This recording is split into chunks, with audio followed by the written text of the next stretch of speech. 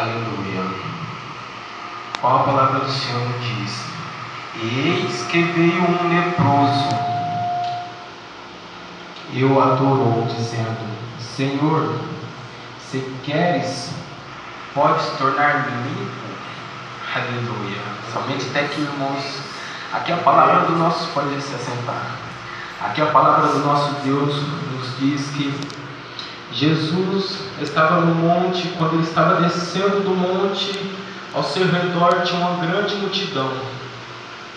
E no meio dessa multidão havia um leproso. Este leproso foi até Jesus adorando, dizendo: Senhor, se queres, pode me tornar limpo. E Jesus, olhando para esse leproso com olhar de amor, de paixão, imagino eu que Jesus, ele nem chegou a sequer assim tocar no leproso, mas sim falou uma linda palavra: sejais limpo. Porque a palavra que sai da boca de Jesus, ela é poderosa, é gloriosa. Aleluia, meus irmãos, vocês não entenderam. Hoje meu Senhor, ele quer te purificar e quer te limpar. Ele quer, aleluia, te renovar nesta noite.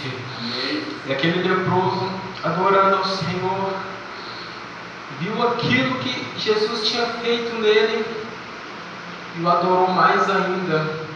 Glória a Deus. E saindo da presença do nosso Senhor Jesus, creio eu, imagino eu, que ele estava falando para grandes pessoas, grandes multidões. Aleluia, meus irmãos. Somente até aqui eu vou agradecer a oportunidade. Amém.